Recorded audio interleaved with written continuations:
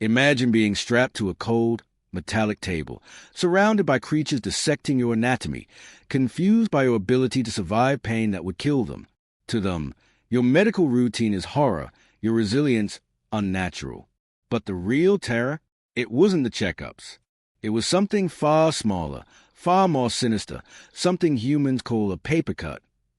They call themselves the Jalkari, a proud, logical race of deep space scientists obsessed with anatomy, biology, and the perfection of physical form.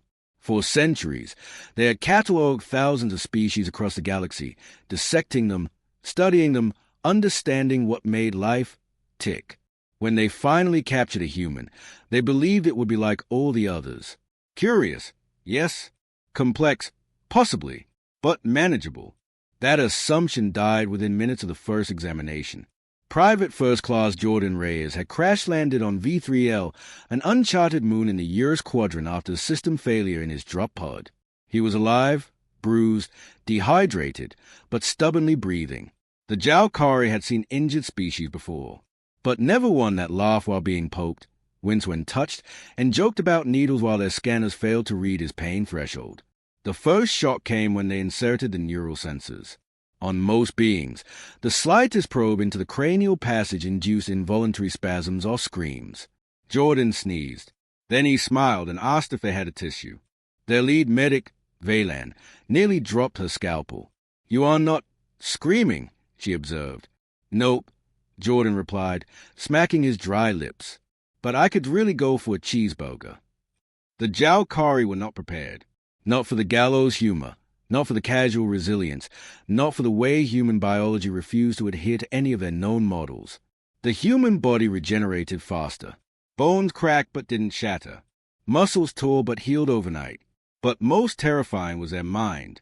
Even after intense physical probing, something that would leave any other sentient race in traumatic shock, Jordan remained lucid, sarcastic, defiant. They concluded that human medical tolerance must be the result of centuries of cultural conditioning. They accessed footage of human health practices, vaccinations, surgeries, dental cleanings. When they saw humans get their blood drawn with casual chatter or lie still under laser scalpel while awake, they were disturbed. When they saw children get vaccinated and return to school minutes later, they were horrified. "Surely," Veylan muttered, "the species must feel no pain." That theory died the day they witnessed Jordan scream. It wasn't during the bone drill test, not during the blood filter extraction, not even during the cranial fluid siphoning. It happened during a simple writing assessment. They had given Jordan a data pad to record his memory of the crash. He picked up the stylus. The pad malfunctioned, so they handed him something primitive, a stack of printed sheets and a pen. He began to write. Then it happened. The paper's edge, sharp and unassuming, sliced across the tip of his index finger. The room froze. Jordan's face twisted in utter agony. He clenched his teeth, dropped the paper, and let out a muffled groan. Blood beaded at the cut like a crimson jewel. "Are you injured?" asked one of the interns. Jordan raised his hand, glaring at the paper like it had betrayed him. "Paper cut," he hissed. "Son of a, this is worse than the brain probe." The room erupted in panic. A dozen scanners were activated. Veylan herself rushed forward with 2 stims and a trauma patch. "Explain," she barked. "Is this a venomous attack? Is it some defensive gland? What is a paper cut?" Jordan could barely hold back his laughter through the pain. "No, it's just paper. But trust me, it hurts like hell." They couldn't believe it. This, they concluded, was a true nature of humanity, a species that can endure torture, but still be brought to its knees by a microscopic wound. The irony shattered their scientific models. How could a race so resilient be so vulnerable to such an innocuous object? One Jalkari theorized that it was a psychological response, that the pain was more emotional than physical. Another believed that the edges of paper created microserrations that triggered nerve responses more efficiently than even engineered torture devices. But Jordan knew the truth. It was just a dumb, annoying part of being human. In the days that followed, the Jalkari began a series of new tests. They handed Jordan different materials, fabric, crystal, metal sheets, watching his every reaction. Only paper made him flinch. Word spread. Across Jalkari space, military analysts, bioengineers, and cultural theorists all debated. Was paper a secret human weapon? A biological Achilles heel? Soon, their top intelligence officers drafted a 90-page threat assessment report titled Papercuts, the Silent Human Weapon. Jordan framed it and hung it in his quarters. But deep down, even he knew, there was something poetic about it all. That among all the galaxies, all the monsters, and all the wars, the thing that made humans truly terrifying wasn't just their strength or stamina. It was their ability to endure the unimaginable and yet cry out at the mundane. It was their contradiction. It was their humanity. The Jalkari's fascination with humanity deepened. The medical ward became less of a prison and more of a research symposium. Jordan was no longer a subject. He was a living enigma. What began as clinical detachment turned into curiosity, then grudging respect. They observed how Jordan reacted to different stimuli. Extreme cold? Tolerable. Extreme heat? Annoying. Subdermal injections of trace alien isotopes?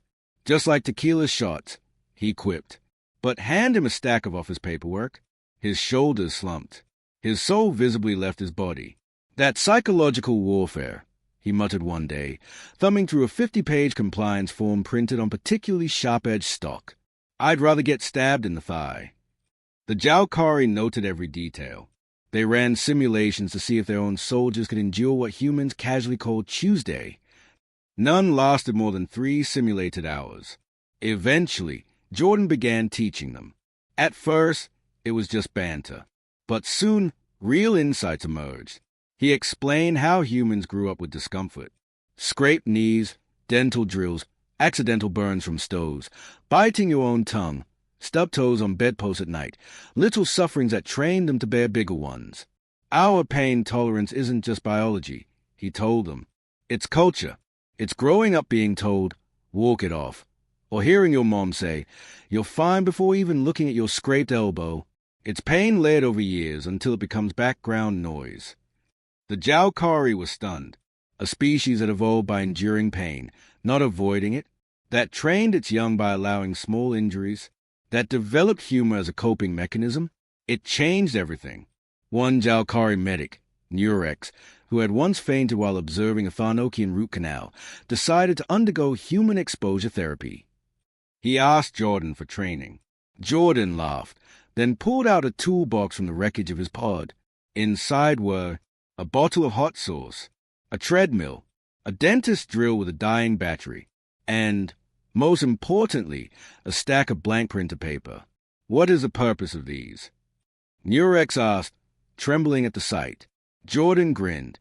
Pain, purpose, and paperwork. Training began immediately. By the second week, Nurex had completed a full hour on the treadmill, endured mild spice without screaming, and allowed the dying drill to touch his tooth. But when it came time to face the paper, he hesitated. It's irrational, he said. How can something so thin, so light, be so cruel? Jordan handed him a single sheet. Only one way to find out. The paper trembled in Nurex's grasp. He lowered his hand slowly. It was barely a flick, a whisper of motion. But it happened. A clean slice along the digit. He let out a sound the Jalkari vocabulary had no word for. Somewhere between a sob, a gasp, and a squeak. Then silence. Nurex looked at the wound, a minuscule line of red. I understand now, he whispered. It is not the wound, it is a betrayal. Jordan nodded solemnly. Welcome to the club. Word of Nurex's initiation spread. Soon, other medics followed. They didn't just want to understand humans. They wanted to be like them. Strong, stubborn, and strange. The Human Pain Endurance Program, unofficially dubbed Project Papercut, was born. Months later, when the Jalkari formed their first joint operation task force with humans, Jordan stood proudly beside Nurex and the others. They had endured electric burns, taste-tested carbonated soda, and even been subjected to reality TV. But the true badge of honor remained a thin scar on the index finger, a reminder that pain didn't need to be massive to be meaningful. In the grand archive of the Galactic Science Collective, the entry for Homo sapiens was officially revised. No longer categorized solely as a high-resilience mammalian species, it now included an addendum. Caution. While physically durable, humans possess unique psychological contradictions. Their ability to trivialize trauma and agonize over trivialities makes them both unpredictable and terrifying. They laugh at war, but cry at paper. Jordan never let them forget it. On the day of his departure back to Earth, he left a final gift in the Jalkari research bay, a box labeled Hazardous Earth Artifact. Inside, a ream of 500 sheets of printer paper. On top, a sticky note read, "Handle with care. Oh, don't. I dare you." The ream of paper became more than a gift. It became a relic. It was encased in a translucent energy field and stored in the Jalkari Hall of Extreme Biology, between the venom glands of a relaxian death spider and the still-beating heart of a vacuum-born serpent. But unlike the others, this artifact carried no genetic mutation, no biochemical threat. It was a symbol of the paradox that was humanity. Back on Earth, Jordan Reyes was hailed as a survivor, a hero, and, thanks to leaked Jalkari data logs, a minor internet celebrity. Memes of Galactic Paper Slayer and the man who bled for bureaucracy circulated across the net. But for Jordan, it wasn't about the fame. It was about the truth. He spoke at conferences and briefings, explaining the real danger humanity posed. Not our weapons, not our warships, not even our adaptability. It was our normal. The fact that humanity had normalized pain and discomfort. That we found humor in agony and poetry in suffering. That we laugh when we should have screamed. And somewhere, in some cold alien lab, a scientist would always be trying to understand how a species could invent something as torturous as taxation and still function. Back in Jalkari space, the influence of humanity only grew. Medics began adapting human-style resilience training. Schools introduced low-level exposure to Earth challenges like mild hangovers, stubbing toes, and listening to baby screams on repeat. Military recruits were made to hold in sneezes in public, eat ice cream too fast to experience brain freeze, and experience awkward silence during small talk. But nothing ever quite surpassed the trial of the paper. In the highest honors chamber of the Jalkari Defense Academy, there now stood a stone pillar. On it, engraved in flawless Jalkari script, were the words, "To endure pain is strength. To laugh in it is human." Beside it sat the final test of graduation, a single, sharpened sheet of earth paper, angled just enough to tempt fate. Every graduate approached it, reached out, and hesitated. And every time, they whispered the name of the first human who taught them fear, pain, and paradox. Reyes. Years later, during a tense alliance summit between 7 galactic species, a diplomatic dispute broke out. Weapons were not drawn, but threats were made. Allies shifted in their chairs. And then, quietly, the Earth ambassador reached into his briefcase and pulled out a thin manila folder. He slowly, deliberately, removed a stack of printed reports. The room fell into stunned silence. No one moved. The ambassador, unfazed, began to leaf through the sheets.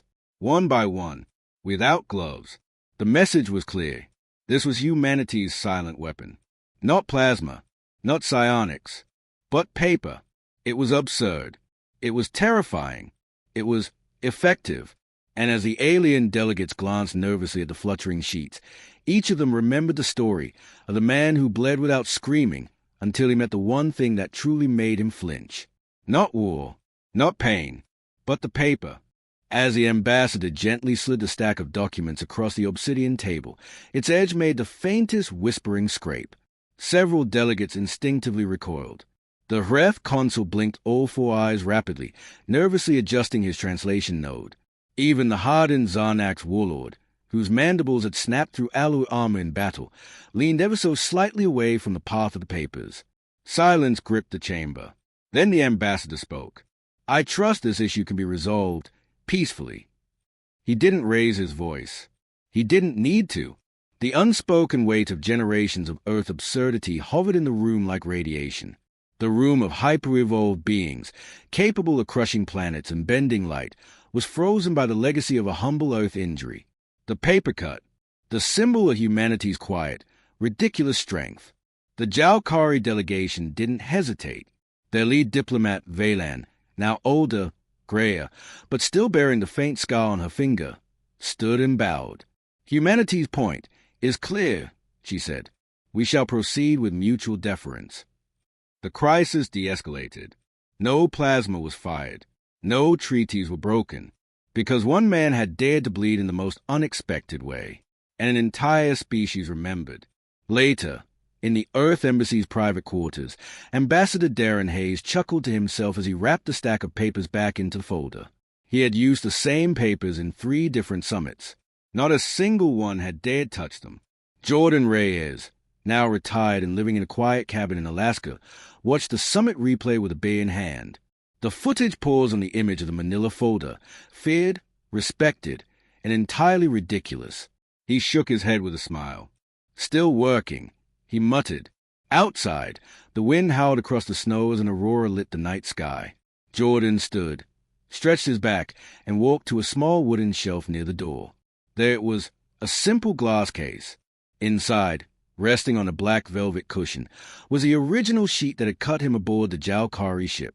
Yellowed slightly with time, but still sharp, still dangerous. He tapped the glass gently. "Little monster," he whispered, and then, as if on cue, his home AI chirped. "Incoming message from the Galactic Institute of Interspecies Training." He groaned. Not again. He opened the message. "Commander Reyes, we request your presence at the Outer Rim Medical War College. We believe your expertise in minor psychological trauma with disproportionate cultural impact is essential to our next generation of field medics. Please bring samples. P.S. We have reinforced gloves this time." He laughed, shaking his head. "Guess I'm not done teaching pain just yet." Back on the training station orbiting Xylith Prime, a class of wide-eyed alien cadets prepared for what had become known throughout the stars as a final trial. Behind blast-proof glass, instructors unwrapped new packages, reams of fresh, Earth-imported printer paper. Razor-sharp, unpredictable. The cadets trembled, and then the doors opened. Jordan Reyes walked in, now in a crisp Earth uniform, a weathered scar on his finger, and a knowing smile on his face. "All right, rookies," he said, clapping his hands once. "Let's talk about pain. Real pain." Humanity was never the strongest species, not the fastest, not the most advanced, but somewhere between absurdity and agony, we found an edge, literally, because while the galaxy feared war, it remembered the Papercut. The training facility had evolved. Where once there were sterile labs and cold, clinical instruments, there now stood simulation rooms mimicking human environments, public transit with loud babies, DMV waiting areas, dentist offices with faint drilling sounds, and the dreaded open-plan office complete with flickering fluorescent lights and broken coffee machines. These were the arenas of endurance now. And Jordan Reyes? He was a legend. Cadets whispered his name with reverence and fear. Some referred to him as the one who bled quietly. Others, less poetically, just called him the paper demon. But to Jordan, he was just a guy who survived because humans had to, not because they were bred for it. Not because they liked it, but because pain was part of the human condition, and rather than resist it, they adapted to it with humor, grit, and yes, a little swearing. Today's lesson wasn't just about paper. It was about something deeper. He stood before the cadets, Xanax, Jalkari, Yelvin, even 2 shell-armored Drexy, all in reinforced gloves, watching him like they were about to face a god. Jordan held up a single sheet. "You all trained your bodies to endure," he began, his voice calm and grounded. "Some of you can walk through plasma storms. Some regenerate organs. Some of you don't even have nerves." He stepped forward. "But humans? We don't get the luxury of invincibility. We're soft, breakable, bleed easily. Our bones snap. Our joints fail. Our hearts break, literally and metaphorically." He flipped the sheet with a dramatic flick of his wrist. "And this is our reminder, that sometimes the smallest things hurt the most." One cadet raised his hand nervously. "But why do your kind laugh at your pain?"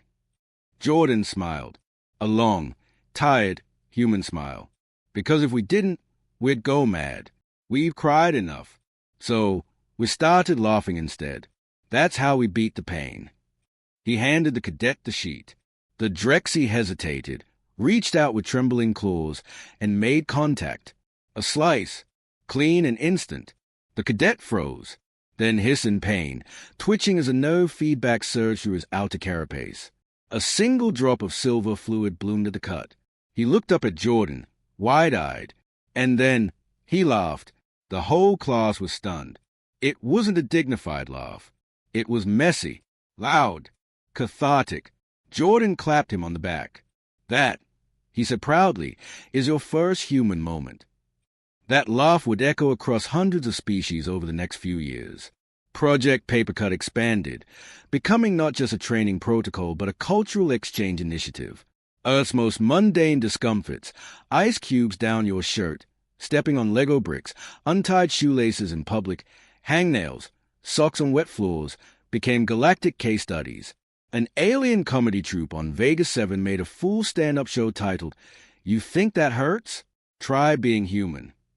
Medical journals across 5 species published a groundbreaking paper co-authored by Valan and Jordan titled, "Microtrauma and Macrofortitude, Understanding Human Psychological Armor." And Earth, for all its chaos and contradictions, gained something more precious than fear. It owned respect, not because it was perfect, but because it had learned to function in spite of pain, to rise with broken parts, to laugh when it hurt, to endure the unbearable, and then get up for work the next day. In the end, Jordan retired again, this time, for good. He declined the offers to head Galactic Resilience Councils, said no to being immortalized as a holographic AI, turned down a movie deal. Instead, he returned to his cabin, planted a garden, watched the stars from a wooden chair. One night, under a cascade of meteor trails, he received a final message from Valan. "We now understand. Resilience is not silence. It's laughing through the pain. Thank you, Jordan Reyes. May your scars forever remind us of the power in every paper cut." He looked at his finger, the scar still faintly there, and he smiled, because sometimes the smallest things really did leave the deepest marks.